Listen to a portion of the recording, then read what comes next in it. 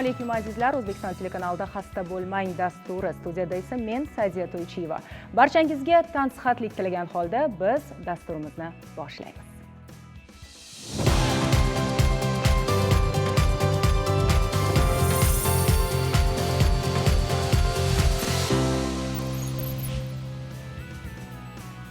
Bugungi kunda tayanch harakat tizimi xastaliklarni erta tashxislash hamda davolash jahon tibbiyotining dolzarb masalalaridan biri bo'lib kelmoqda.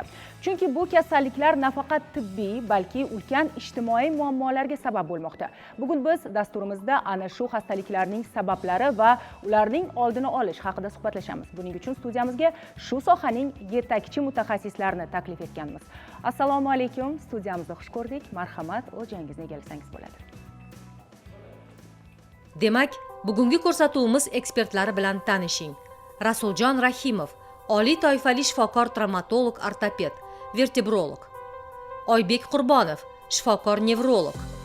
Azamat Ibrohimov, davolovchi jismoniy tarbiya shifokori.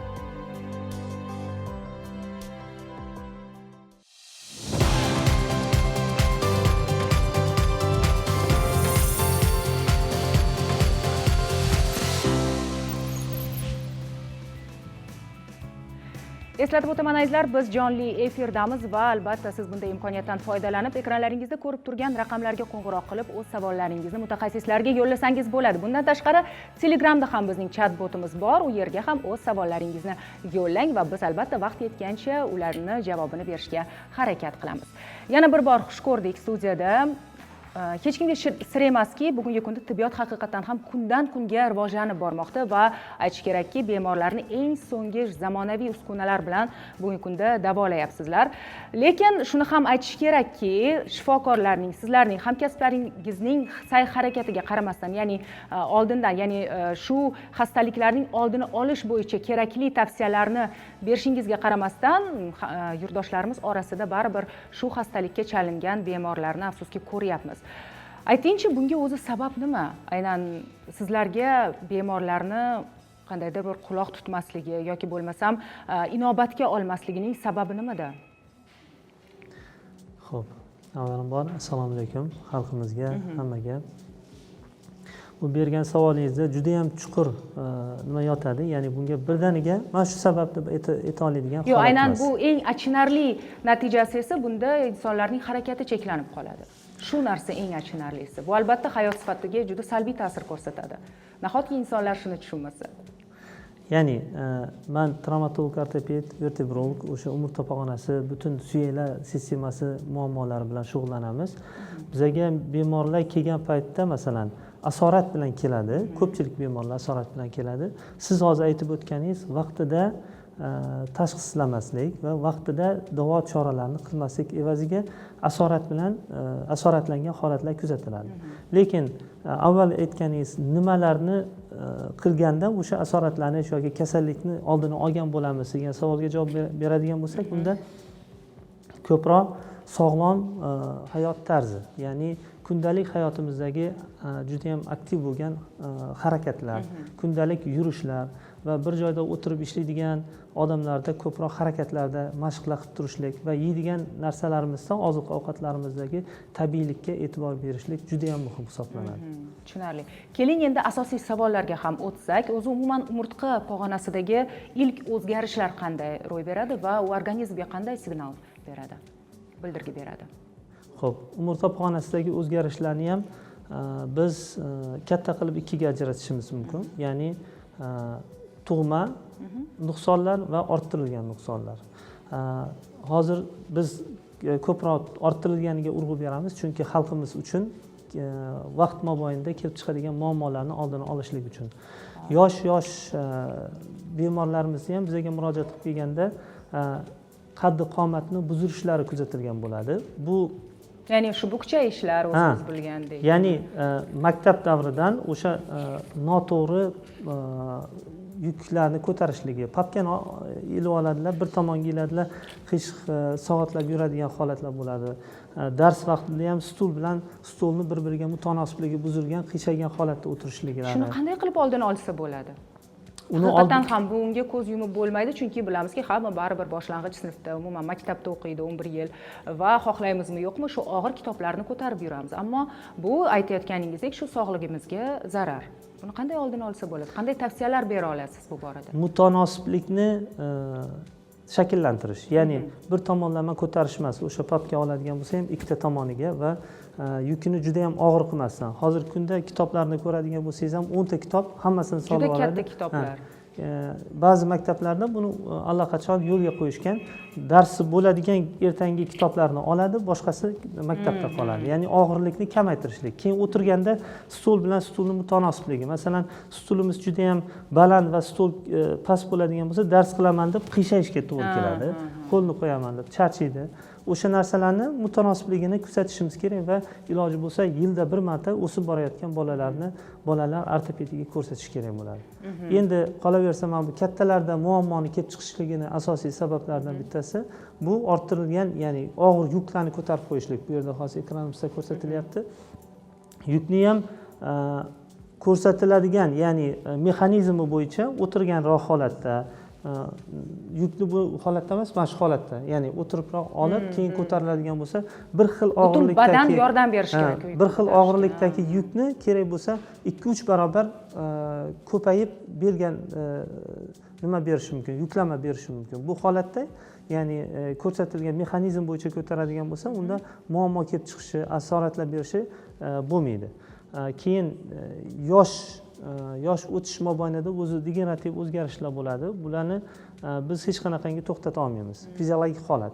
Organizm o'sib borishligi bilan o'zgaradigan, bizning yuzimizga ko'rinadigan narsa terlarimizga ajin tushishligi. Terilarimizni sekin-sekin yoshi 50, 60, 70 yoshga borgan qariyalarimizga qarasangiz, salgina osilgan holatda, xuddiki shu narsa umurtqa pog'onasida ham, bo'g'imlarda ham, har bir to'qimalarimizda bo'ladigan jarayon hisoblanadi. Afsuski shunday. Va shuningdek, hozir mana bizni yoshlar ham tomosha qilishadi. Aynan gadjetlar haqida ham gaplashsak, shu telefonga tikilish, notebook, planshet deysizmi? Hozir hamma yoshlar, nafaqat yoshlar, yosh u qarilar hozir shu telefon bilan kun 24 soatini o'tkazadi desak, menimcha xato bo'lmaydi. Ularga qanday tavsiyalar berish kerak? Chunki bu ham bilamizki, o'zining salbiy ta'sirini albatta ko'rsatadi. To'g'ri, juda ham to'g'ri aytdingiz. Ya'ni telefonga noto'g'ri foydalanishlik bir xil holatda ko'pchiligimiz qarimizda qiziqarli bo'lganligi uchun bo'ynimiz egilgan holatda o'zimiz bilmay qolamiz. O'zimiz bilmay qolamiz. Bo'ynimiz egilgan holatda qarab o'tirganimizda yuklama tushaverib bo'yindagi yosh bo'lishiga qaramasdan, masalan 15-16 yosh bolalar ham keladi, rentgen qilib ko'rgan paytimizda umurtqa pog'onasining bo'yin sohasi lardozga moyil bo'lishi kerak. Ozgina bundoq holatda joylashishi kerak bo'ladi. Ya'ni bu yerda ko'rsatishimiz mumkin. Lardoz holatda, mana bundoq salgina qichaygan holatda. O'shani oldinga juda ham qaraverganligi sababdan mana bundoq holatda o'tirganligida qarama-qarshi tomonga engashib ketgan. Mushaklar juda ham tonusi oshib ketgan holatlarni ham ko'rishlik mumkin bo'ladi. Mana aytingchi, bu hozir ko'p aytyapmizki, bu yoshlikdan shakllanadi. Bu noto'g'ri o'sha yuklarni ko'tarish, umuman telefonga qarash, balki maktabga bir darsliklarga kiritish kerakdir bu narsani. O'quvchilarga bir qandaydir shu narsani singdirish kerakdir. Chunki xohlaymizmi yo'qmi hamma telefonda, xohlaymizmi yo'qmi hammamiz shu og'ir kitoblarni ko'tarib maktabga borib kelamiz. To'g'rimi? Ularga qandaydir balki darslik kiritish kerakdir. Juda ham dolzarb masala. Men o'ylaymanki, haqiqatan buni darsliklarga kirgizib, nima holatlarga olib kelishligini tushuntirib, yoshlarga xuddiki mana svetoforlarni ko'rsatib, yo'lda yo'l qoidasiga amal qilmasanglar mashina urishi mumkin, jarohatlanishing mumkin deb o'rgatilganidek, mana shu holatda ko'zingni ayrilishing mumkin. Mana shu holatda grija yosh holatingga o'sha umurtqa pog'onasining muammolari kelib chiqishi mumkin deb turib o'rgatishni tavsiya bergan bo'lardi. Rahmat. Endi keling, disk churrasi haqida gaplashamiz. Bugun bu qulog'imizga chalinayotgan eng ko'p shu kasalliklardan biri. Lekin aytishadiki, bu eski kasallik emas. Shu ota-bobolarimizga quloq solsak, bizning davrda unday kasallik bo'lmagan. Bu hozirgi bugungi o'sha insonlar o'ylab topgan kasal deyishadi. Lekin ko'rib turibmizki, unday emas va shu haqda ham bizga aytib bersangiz, nimalardan kelib chiqadi o'z disk churrasi? Disk churrasi bu qadimdan bo'lgan narsa, lekin hozirgi kunda ko'payib, ommalashib ketgani sabablari hayot tarzimiz shunga loyiq bo'lib qoldi. Ya'ni juda ham kam harakat. Boyaga aytib o'tganimizdek gadjetlardan foydalanishlik, og'ir yuklarni to'g'ri ko'tarishlik. Ya'ni grija o'zi bu nima degan savol qilinadigan bo'lsa, grija degani ya'ni churra. Bir normada turishi kerak bo'lgan to'qimani yana bir to'qima o'sha qoplab turgan chegarasidan chiqib kelishligi bu grija deyiladi. Ya'ni birovlarda kindikdagi, birovlarda pupochniy nimadagi, kimlardadir umurtqa pog'onasidagi grija. Ya'ni bu ikkita qismdan iborat. Asosan umurtqa pog'onasini oladigan bo'lsak, fibrozniy kalso yon atrofini o'rab turadi va o'rtada pulpozniy yadro bo'ladi. Bu o'zi normada disk deb nomlanib, umurtqa pog'onalarini bir-biriga bo'lgan harakatlardagi amortizatsiyasini ta'minlab beradigan bir a'zo hisoblanadi. U davolanadimi o'zi? Yo'q, bu o'zi anatomik bor narsa, lekin grija bo'lib qachon chiqadi? Degenerativ o'zgarishlar bo'lib, o'sha fibroz kalsoni yemirilib borishligi yoki bo'lmasam og'ir yuk ko'targanda juda ham kuchli udar bo'lgan hisobiga yirtilib ketganda ichkaridagi pulpozniy yadro kanal ichiga oqib chiqadi. U oqib chiqishligi u kanalning ichida orqa miya va nervlar joylashganligi uchun qaysi sohadan chiqadigan bo'lsa, o'sha sohani belgilarini namoyon qiladi. Masalan, bel qismidagi aynan disk churrasi qayerlarga og'riq beradi ko'proq? Belni o'zi ham 1-5-gacha bel umurtqalari va nerv shoxlari chiqadi. 1-5-gacha bu disklarning soni, to'g'rimi? Ha, soni. 1 bilan 2 o'rtasidagi chiqadigan bo'lsa, xuddiki chanoqson bo'g'imidagi og'riqlarga o'xshab turib, xuddi beldan kelib chanoqson sohasiga beradi. 2-3 bo'ladigan bo'lsa, sonning oldi tomonlariga beradi. 3-4-da ham sonning oldi va pastki va bu oyoqni yon tomonlariga beradi, ichki tomoniga. 4-5 bo'ladigan bo'lsa, orqadan kelib, keyin oldi tomoniga beradi oyoqni. Tushunarli. Bizda hozir 5-si oxirgacha. 5-bo'ladigan bo'lsa, oyoq yon tomondan borib pastgacha beradi. Bu dermatom bu yoqda ko'rsatilgan. Demak, ekranlarimizda ham bu ko'rsatib qo'yilgan. Azizlar, bizda qo'ng'iroq bor va biz uni qabul qilishga tayyormiz. Assalomu alaykum. Va alaykum assalom. Xush kelibsiz studiyamizga, jonli efirdasiz. Marhamat, o'zingizni tanishtiring va savolingizni yo'llang. Men Qashqadaryo Shahrisabzdanman. 18 yil bo'ldi poliartritdan davolanib yurganim. Bo'g'inlar bo'yicha har xil nimalar yotib yurardim doktorlar. Endi hozir 2 yildan beri grija paydo bo'lib qoldi. Mana harakatsizlikdan ko'p yotib yurganimdan grija chiqishida harakatni cheklab qo'ydi. Mana qosga og'riq beryapti, juda kuchli og'riq beryapti. Xo'p. Endi operatsiya qildisammi deb anav qilaman, chidalmay. Ular endi yoshimga anav qilishyaptimi, operatsiya mumkin emas deyishdi. Endi og'rig'imga chidalmaganim uchun hozir yana sizlarga efirlaringizni ko'rib murojaat qilyapman. Qanday qilsam bu og'riqni yo'qotaman? Og'riq aynan qayerda dedingiz? Koskam, mana kosim og'riydi, oyoqqa berib, yurishni cheklab qo'yapti. Yursam demak, 18 yildan beri og'riysiz, bu xastalik. 18 yildan beri poliartritga davolanib yuraman, Poliartrit. Tashxis qo'yilgan. Tushunarli, savol tushunarli bo'ldi. Tashxis to'g'ri qo'yilgan. Rahmat savol uchun. Kechirasiz, shu yerdami saboqadamisiz? Nima deysiz? Tashxis qo'yilganmikan? Tashxislar. O'zi qanday tashxis qo'yilgan sizga? Menga poliartrit. Yo'q, hozirgi og'riqlar bo'yicha operatsiya. Og'riqlar bo'yicha. Og'riq. Grija deyish. Bo'yicha Rio anavi. Eshitamiz. Rio poliartritmi? Tushunarli. Savolingiz uchun rahmat. Dasturimizni kuzatishda davom eting. Hozir javob beramiz. Marhamat. Xo'p, to'g'rog'i bizaga tashxis aniq bo'lmadi, lekin taxminiy bularni aytgan savollariga dedilar. Ya'ni jarrohlik amaliyotini o'tkazish kerak deyishyapti, ammo yoshimni inobatga olishyapti. O'zim ham qo'rqyapman, deyaptilar. Bizaga salgina jumboqroq bo'lib qolgan narsa, bularni chanoqson bo'g'imlaridami, beldan bo'lyaptimi muammo, o'shani bilish kerak bo'ladi. Agar chanoqson bo'g'imidan bo'ladigan bo'lsa, poliartritlarda ko'proq mayda bo'g'imlar og'riydi va chanoqson bo'g'imda nima kechayotgan ekan? Aseptik nekrozmi yoki bo'lmasam koksartrozmi, displasiskiy koksartroz bo'lganmi? Agar operatsiya qilish kerak bo'ladigan bo'lsa, poliartrit yoki bu 50, 60, 70 yoshgacha hech qanaqangi yoshi ahamiyati yo'q. Qilsa bo'ladi. Operatsiyani qilsa bo'ladi. Bo'lib ham hozirgi kunda unaqa bir operatsiyalar bu qo'rqinchli jarrohlik amaliyoti emas.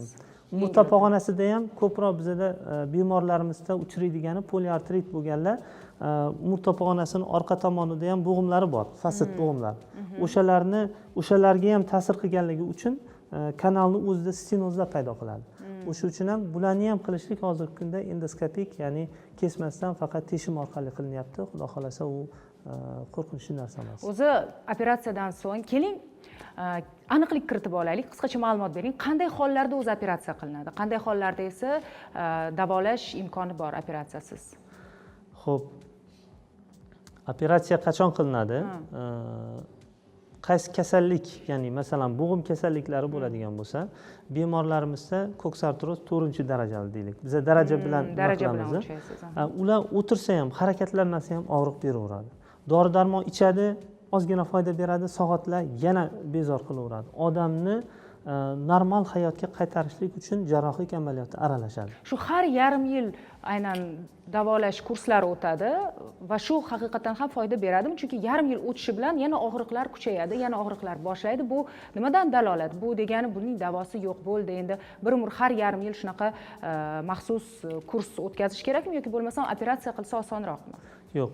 Qarang, agar og'irlik darajasi yengil bo'lib turib, lekin shamollashlar ustiga qo'shilgan bo'lsa, bu holatda og'riqlar kuchli bo'ladi. Unda LFK mashqlari, dori-darmonlar juda ham yaxshi foyda beradi va u bilan 6 oy, 1 yilgacha bemalol yurishi mumkin. Keyin yana bezovta qilib qoladi, yana davolanib yuradi. Lekin ba'zi bemorlarimiz bor, juda ham kechiktirib yuboradi. 4-darajada bo'lishiga qaramasdan yana LFK qilaman deb ko'radilar. U yerda harakat butunlay chegaralangan bo'ladi. Umurtqa pog'onasiga qaratilgan muammolar mana hozir yonimda juda ham nima deydi, tajribali bu narsalar bilan juda ham ko'p duch keladigan nevropatologimiz o'tiribdilar. Umurtqa pog'onasining muammolari, ba'zi kasallar nervni ezilishlik darajasi juda ham o'tib ketsa ham operatsiyadan qo'rqib sudrab yuraveradi, oyoq ishlamay qoladi.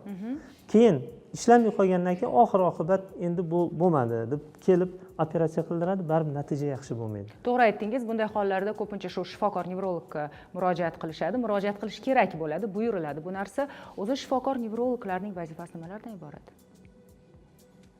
Vazifasi asosan bosh miya va orqa miya bilan shug'ullanadigan soha bu nevrologiya hisoblanadi. Misol uchun ezilgan nervlarni tiklash va bemorlarni to'g'ri yo'naltirish. Nerv nimadan eziladi o'zi? Mana hozir yuqorida sanab o'tgan sabablari bo'ldi. Mana grijani o'zi chiqishi oqibatida ham nerv eziladi. Suyak siljishi oqibatida ham ezilishi mumkin. Uning sabablari ko'p. Misol uchun ko'rgan vaqt uni aniq ajratib olsa bo'ladi. Grijani to'liq yo'qotsa bo'ladi o'zi. Hozir siz savol berdingiz-ku. Просто bizda bemorlar hech qachon o'zi shug'ullanmaydi. Erinadi, to'g'ri. Asosan o'zi постоянно hamisha sport bilan shug'ullanib, gimnastika bilan shug'ullanib bo'lsa, bu yo'qoladi grija. Endi sport deganingiz ham sportning har bir turi bilan shug'ullanish mumkin emas. Bu haqda ham aytib o'tsangiz, chunki uning ham o'ziga yarasha bir qonun qoidasi bor, to'g'rimi? Yengilroq sport turlari yoki badan tarbiya bilan shug'ullanish kerak. Rivojlanmay qolgan muskullarni отдельно rivojlantirish, mana bo'lingan a'zolarga qarab отдельный muskullar uchun gimnastikalar bor. Har bitta muskulni funksiyaga qaytarish uchun. Bu yerda mana boya aytilgandek odamlar bitta rejimda o'tiradi. Demak, aytish mumkinki, harakat kamligi, ma'lum bir muskullarda harakat kamligi sababli aynan shu grija yuzaga keladi desak ham to'g'ri bo'ladi. Shundaymi? Tushunarli. Undan tashqari massaj haqida ham aytsangiz. Massaj muolajalari qanchalik foyda yoki zarar? Chunki bilamizki, massaj aynan davo izlab massaj olganlarda battar holatlarni ham ko'rdik biz, guvohi bo'ldik bu narsalarni. Ya'ni og'riq kuchayadi, yanada rivojlanib ketadi, lekin hech qanday foydasi bo'lmaydi. Savolingiz to'g'ri. Bunda massajda bu aynan miyalgik zonalarni bo'shatirish uchun mo'ljallangan prosedura hisoblanadi. Bunda aynan qotib qolgan muskullarni bo'shatib beradi u. Shu vaziyat uchun, shu vaqt uchun yaxshi u. Lekin grijani o'ziga unaqa ta'sir qilib, uni yo'qotadigan narsa emas. Shu paytda shu joyda qon aylanishini yaxshilab, sal muskullarni bo'shatadi. Qachon yana qotguncha bo'lgan. Ya'ni davolashni osonlashtiradi desak bo'ladi, to'g'rimi? Endi bunda hamisha davo bitta massajga bog'liq emas, grijani yo'qotish. Bunda fiziologiyani o'zi qo'shiladi, fizkulturani o'zi qo'shiladi. Dori-darmon qo'shiladi bemorning ahvoliga qarab. Hammasi qo'shilgandan keyin bu grijani to'liq yo'qotsa bo'ladi. endi agar u asoratlanmagan bo'lsa, qancha vaqt kerak bunga? endi bunga bemorlar o'zi asosan Holatidan muskulni kelib. rivojlantirish uchun kamida 6 oy vaqt ketadi. 3 oydan 6 oygacha. Bitta muskulni rivojlantirib olish uchun. Grijasi bor bemorlar iloji boricha umrining oxirigacha gimnastika qilib, mazza qilib yashashi kerak. Grija aziyat chekmasdan grija. Tushunarli. Rahmat javob uchun.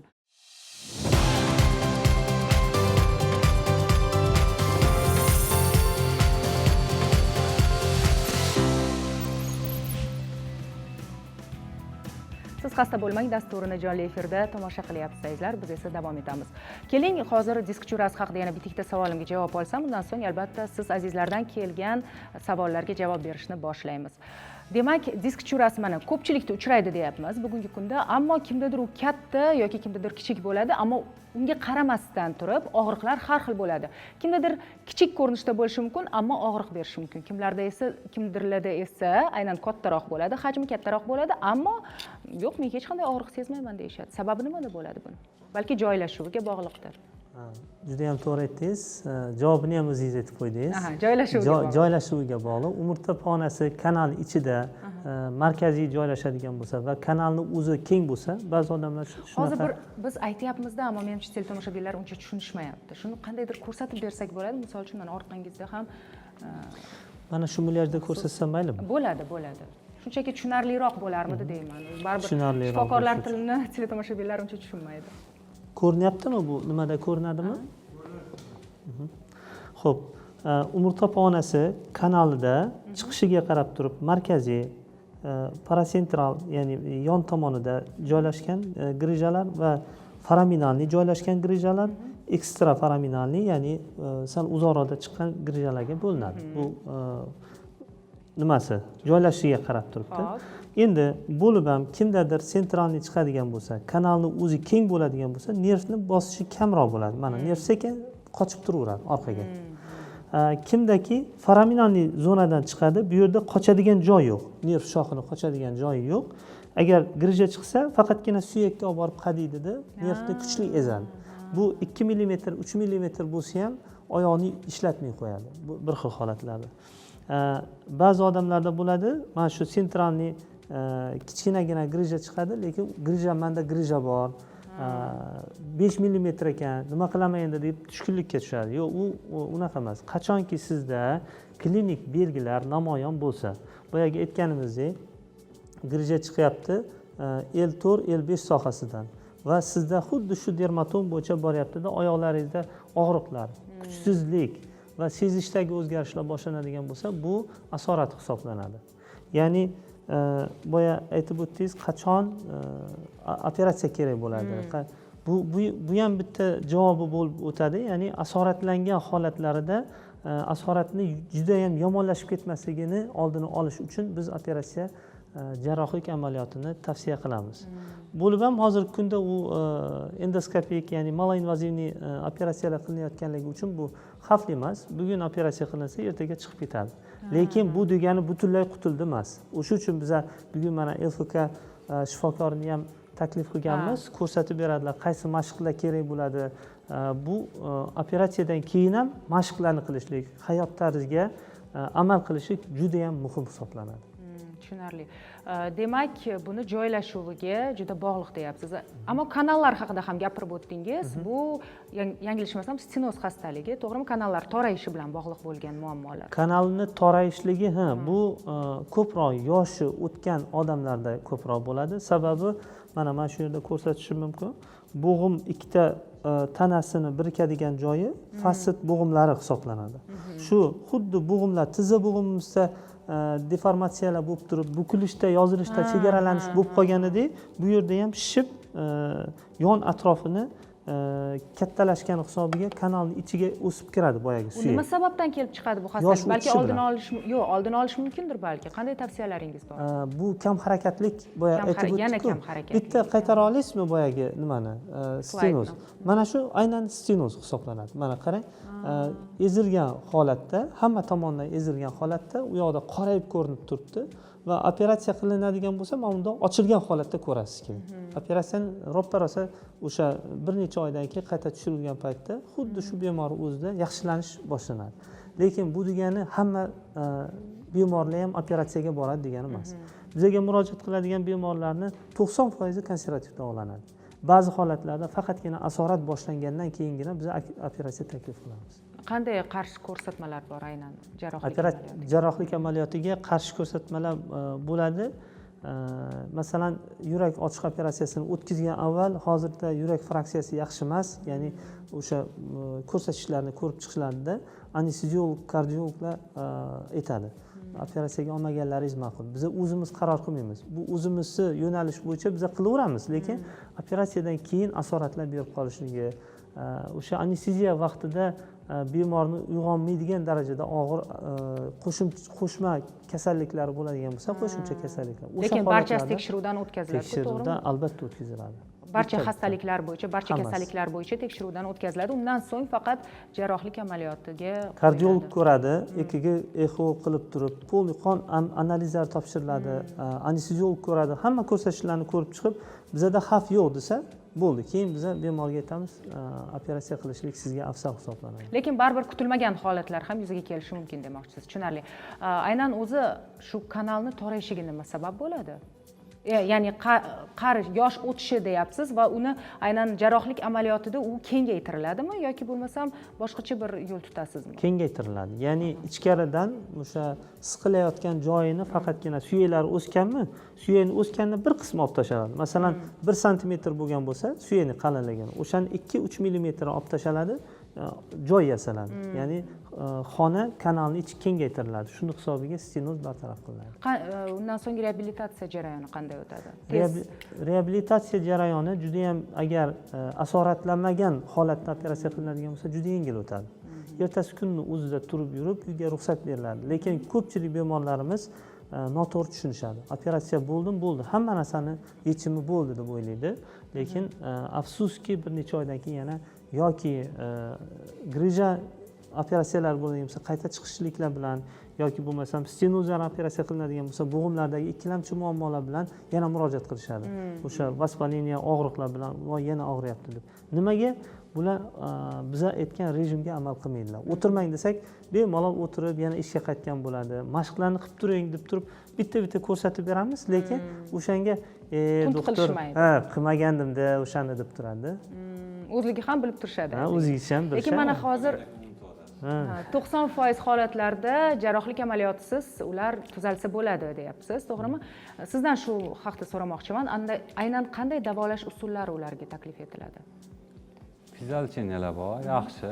Fiziologiylar bor, shu joyda qon aylanishini yaxshilab, muskullarni bo'shatishga qaratilgan. Dori, dazmollar bor, yengillashtirish uchun, qon aylanishini yaxshilash uchun. Undan keyin постоянно mashq qilib turish kerak. Mana u tushadigan nagruska kamaygandan keyin u avtomatik orqaga qaytish bo'ladi, yengillashish bo'ladi. Mashq haqida bugun mana ko'p gapiryapmiz.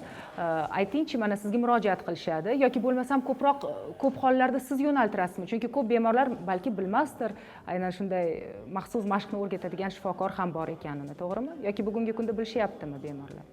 Yo'q, bemorlar bilmaydi. Rasul aka aytganidek, ko'p bemorlar og'riq qolgandan keyin hamma o'tgan narsani unutib oladi. Yomon tarafi shu. Uni agar tushunsa, oxirigacha mashqlar qilsa, ikkilamchi kasalliklar bo'lmaydi. Yana qaytib kelish ehtimoli kamayadi. Qanday o'tadi? Aytib bering bizga shu jarayon haqida biroz. Aynan o'rgatish jarayoni qanday va umuman bemorlar bunga qanday munosabat bildirishadi yoki shug'ullanishadi yoki aksincha? Kelgan kasallarni holatiga qarab shug'ullanamiz. Bu hammaga ham bir xil mashq tushadi degani emas-da bu. Chunki uni grijasi holatiga qarab, mushagiga qarab, kasalligiga qarab ularga shu dastur tuziladi. Hozir internetda ham juda ko'p mashq yozsangiz chiqaveradi, lekin tushishi bor, tushmasligi bor. Misol uchun grija, yangi chiqqan grijalar bor yoki eski grijalar bor. Shunga qarab, masalan, yangi chiqqan grijalarga отдельно, eski chiqqan grijalarga отдельно ularning o'zini mashqi bor. Bizda insoniyat zotimizmi? Bizni Alloh taolo shunaqa qilib yaratdiki, doim harakatda bo'lishimiz kerak. 700 ga yaqin mushak va 206 ga yaqin suyak bo'g'inlar bor, suyaklar bor. Bularni biz uchun xizmat qilish uchun yaratildi-da. Biz bularni o'z ishchi faoliyatini, ya'ni o'zini ishga solib turishimiz kerak. Agar biz ishga solib turmadikmi, u shalpayib, uxlab, Erinib. shunaqa bo'lib juda o'zini anasini yo'qotib qo'yadi-da. Misol uchun bizlar turib gapirsam Bo'ladi. bizlarni misol mana shu qaddi qomatimizni disbalansda turishimiz kerak. Agar disbalansimiz buzildimi, hozir ko'p hollarda 99% shunday bo'lib qoldi. Mana shunaqa bo'lib turadi-da. To'g'ri. Qarang, bizlarni disbalansimiz buzildi. Bunda bizlar orqa kurak, bo'yin bular shalpayib cho'zilganda oldi tortildi. Endi buni to'g'rilashimiz kerak. Qanaqa to'g'rilaymiz? Biz oldi gurut mushaklariga ishlaymiz va mana shu holatdagini o'z holatiga qaytarishimiz kerak. Endi bu uyda ham qilsa bo'ladimi? Bo'ladi, bemalol bo'ladi. Endi mana shu o'z holatiga qaytarmasak, bo'ldi. Biz suyakka bog'lanib, yukimiz suyakka tushadi. Endi bir necha yil mana qarang, o'tkazib yuborgan bo'lsak bu narsani, keyin bir mashqlar bilan shuni o'z holiga keltirsa bo'ladi. Qaytarsa bo'ladi. Lekin qunt bilan qilish kerak bu mashqlarni. Chunki mushaklarni o'z ish joyiga olib kelib, ishchi holatga olib kelmasangiz, u qiyin masala. Bizlarning mana bel bo'g'imni ushlab turgan mushaklarimiz bor-da. Mushakka tayanib biz yuramiz. Suyakka o'zi turmaydi-ku, bog'lan, pay shularga tayanib yuramiz. Biz bularni o'z joyiga olib kelsak, bulardan bartaraf bo'lamiz. Unda mana shuncha gapirdingiz, ma'lumot berdingiz, endi amalda ham ko'rsatib bering bizga qanday mashqlar foydali bo'ladi va iloji boricha shu umumiyroq mashqlarni bersangiz, chunki aytyapsiz-ku, baribir xastalikni darajasini ham tanlaydi mashqlar deyapsiz. Iloji boricha shu umumiylardan ko'rsatsangiz bizga. Hammaga foyda beradigan. Hammaga foyda beradigan 3-4 ta mashqimiz bor. Bu sharoitdagi ko'pchilik ko'rgan. Buni hammaga tavsiya qilaman. Masalan, yangi chiqqan grijaga ham mumkin. Eski grijalarga alohida o'zining yana kuchaytirilgan mashqlar bor. Turkum. Mana boshlaymiz. Ko'shka deymiz. Mushuk. Hurpaygan mushuk mashqi. Ko'rdingizmi? 10 marotaba qilinadi. Endi bu holatga qarab. Agar og'riq kuchli pilla o'nta qilsa bo'ladi. Agar og'riq kam holatiga qarab buni oshirib borish kerak. Endi bu birinchi mashqimiz, to'g'rimi? Demak, holatga qarab necha marotaba qilishni o'zingiz belgilaysiz. Shunaqa. Buni zarari yo'q. Keyingi mashq mana rastashga. Agar og'riq kuchli bo'lsa, juda tez qilish shart emas. Juda sekin-sekin o'rgatib borish kerak. O'rgatib borish kerak, chunki kun sayin yengillashib boraveradi harakatlar. Buni ham o'ntadan 3-4 marta qilsa bo'ladi. Sekin-sekin.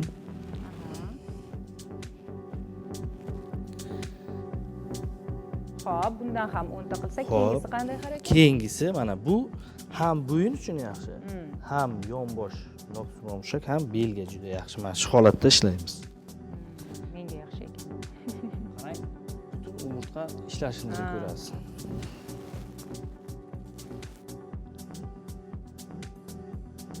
Shu og'riq kamayib boradimi, shu mashqlarni muntazam qilsa? Necha kun kerak o'zi og'riqlar kamayishiga? Endi bu holatingiz organizmingizda kelib chiqadi. Demak, birinchi 10 oyoq bilan, keyin chap oyoq bilan qilinadi. Albatta, shunaqa. Keyingi mashq. Keyin mana uy sharoitida eng yaxshi bu og'rig'i pastlar, og'rig'i kamlar uchun mana.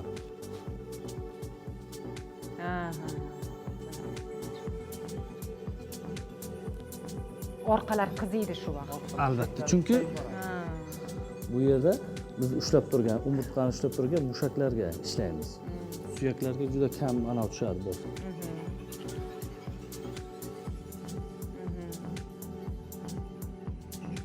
Buni ham o'ntadan 3 marta, 4 marta bajarsa bo'ladi.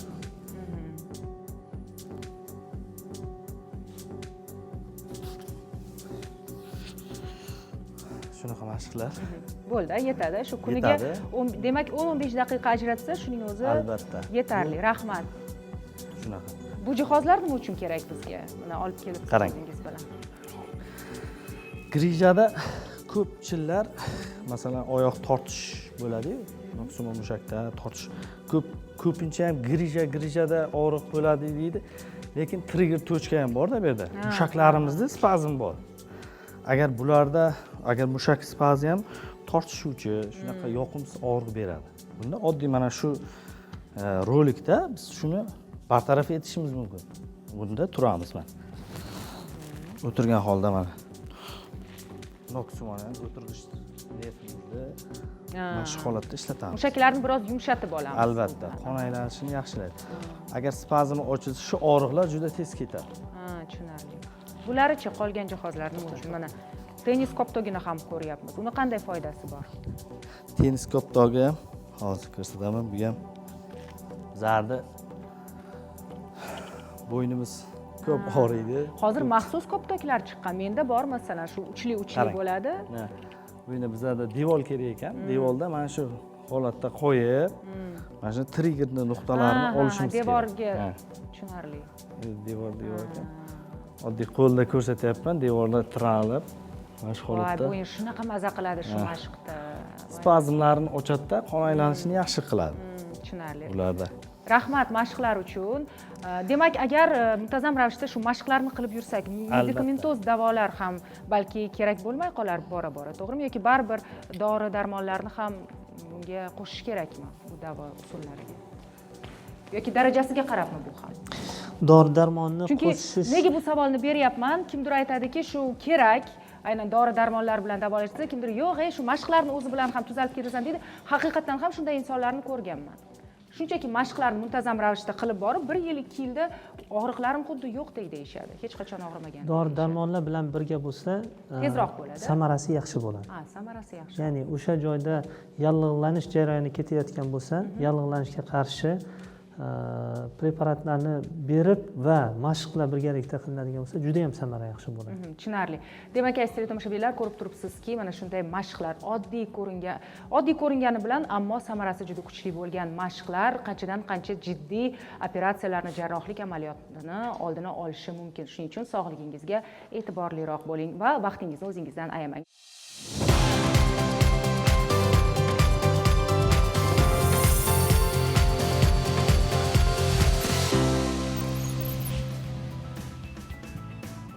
Xasta bo'lmang dasturi davom etadi azizlar va biz endi siz azizlardan kelgan savollarga javob berishni boshlaymiz. Demak, birinchi savol, osteoporoz sabab onamlarning umurtqa suyaklarida muammolar paydo bo'ldi. Shifokorlar balon kifoplastika muolajasini taklif qilishdi. Ushbu muolaja haqida ma'lumot bersangiz, haqiqatan ham bu qanday muolaja o'zi? Kifoplastika.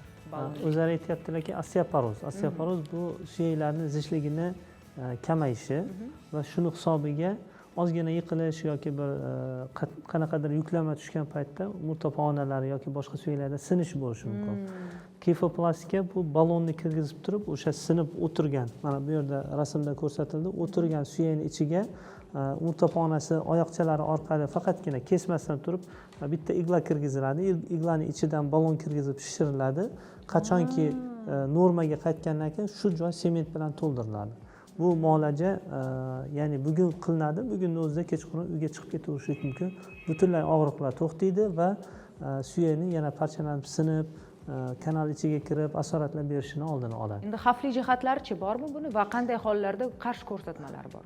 Hammaga ham qilish mumkin emas. Xavfli jihati juda ham kam.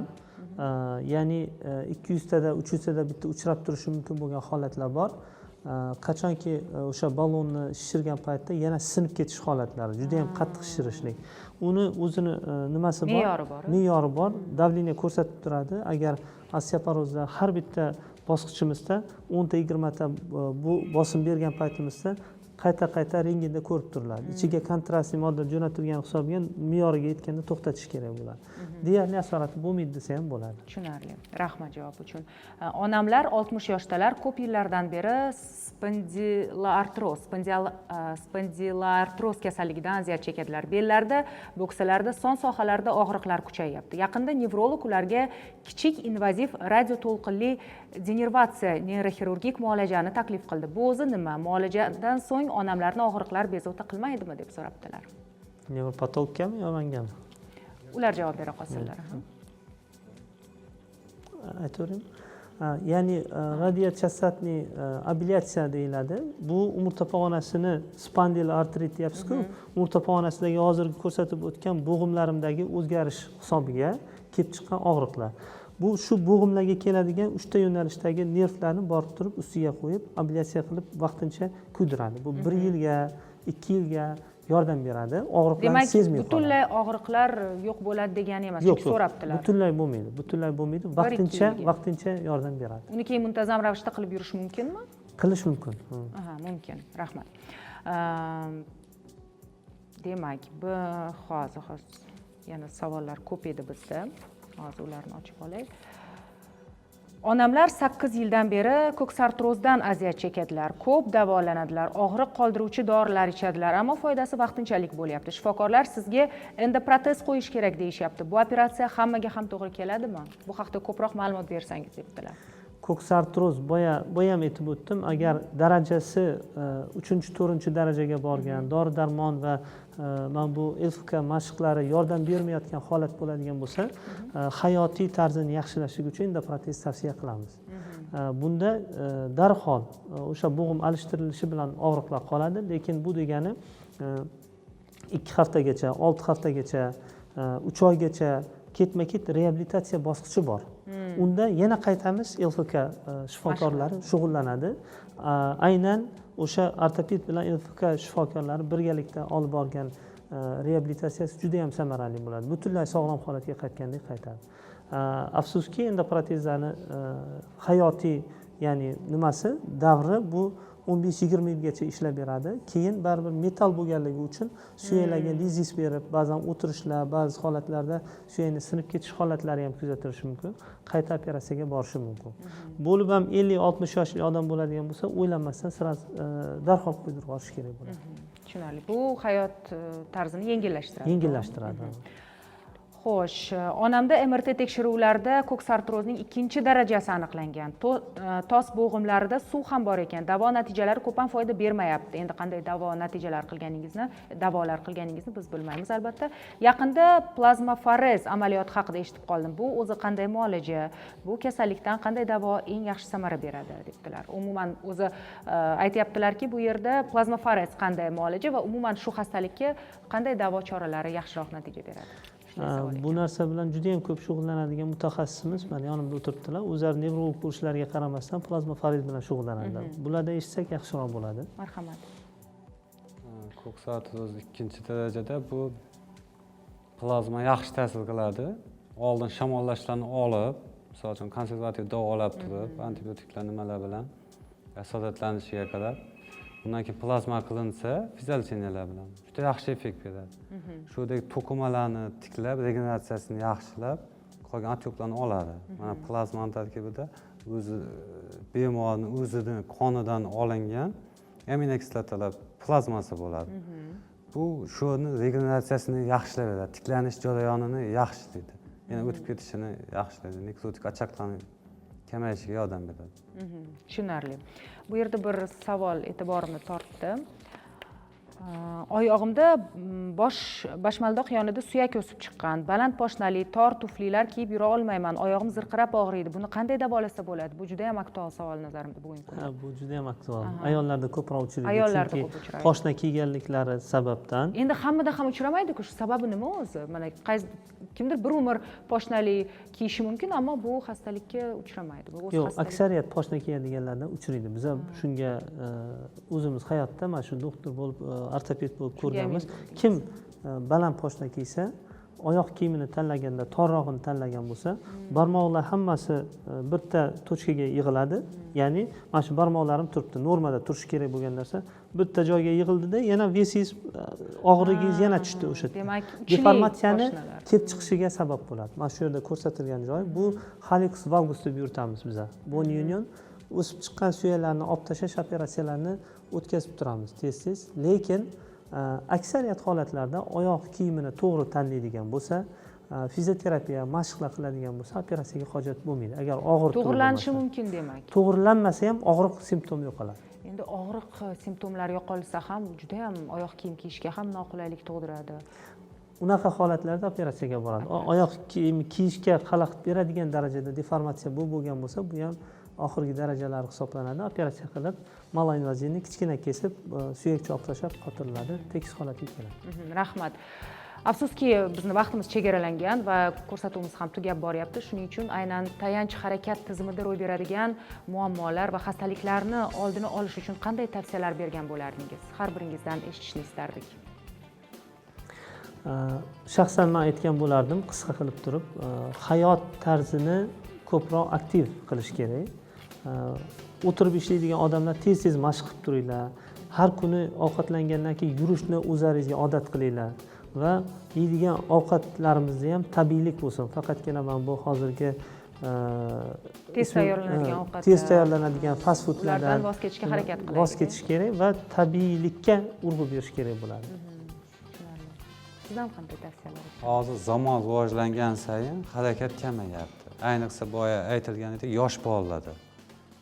Iloji boricha ota-onalar bilan bolalar birga mashqlar qilish kerak.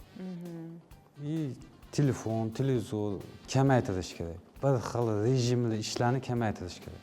Ko'proq aktiv hayotga o'tish kerak. Rahmat. Sizdan qanday tavsiyalar eshitamiz? Bizda mana shu mushaklarni o'z joyiga olib kelib, ishlatib, bizni bo'g'inimiz ham, umurtqalarimiz ham harakat orqali oziqlanishi juda yaxshi bo'ladi. Demak, harakat qilamiz, sportga boramiz. Rahmat tavsiyalar uchun va bilamizki, o'zi vaqtingiz tig'iz, lekin shunga qaramasdan ko'rsatuvimizga kelib mana shunday qimmatli maslahatlaringizni berganingizni biz juda qadrlaymiz va yana studiyamizda ko'rsak sizlarni mana shunday tavsiyalar bilan, bilimlar bilan albatta biz faqat va faqat xursand bo'lamiz. Aziz teletomoshabinlar, bu xasta bo'lmang ko'rsatuvi edi. Keyingi dasturlarda ko'rishguncha o'zingizni ehtiyot qiling. Rahmat.